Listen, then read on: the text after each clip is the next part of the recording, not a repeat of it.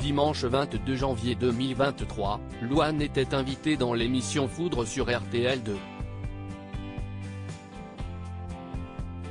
Lors de son entretien, la chanteuse et actrice s'est souvenue d'une rencontre marquante avec une homologue au début de sa carrière. Louane Aimera a été opérée en 2013 dans le télécrochet The Voice sur TF1, à l'âge de 16 ans seulement. Un an après avoir participé à l'émission, elle a obtenu le premier rôle du film La famille Bélier. Par la suite, elle a remporté le César du meilleur espoir féminin pour cette prestation, mais aussi le prix de la révélation francophone de l'année aux Energy Music Awards 2015, puis celui de l'album Révélation aux Victoires de la musique.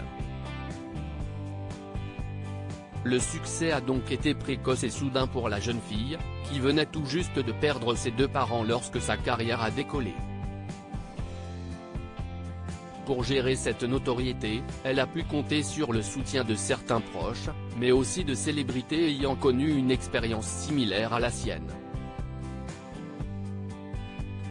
Si est-il le cas de Vanessa Paradis, qui a elle aussi commencé sa carrière très tôt.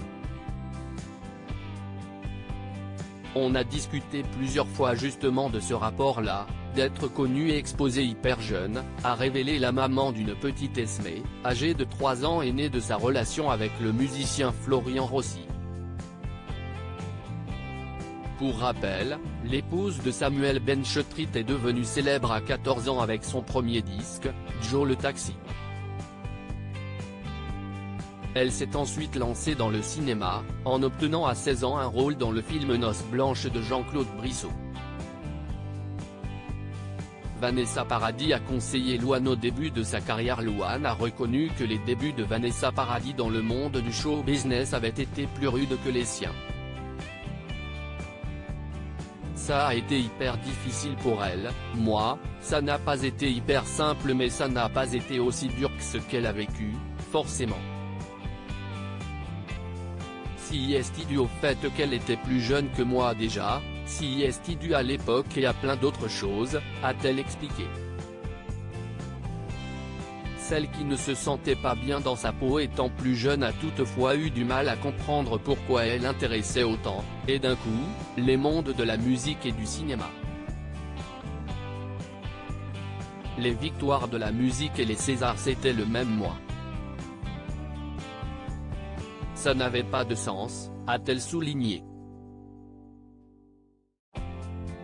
La chanteuse a expliqué avoir reçu de précieux conseils de la part de Vanessa Paradis.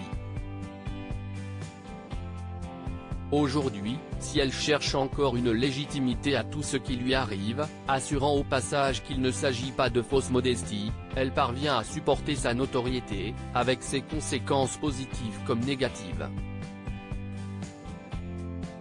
Et si est en partie grâce à l'interprète de Divine Idylle.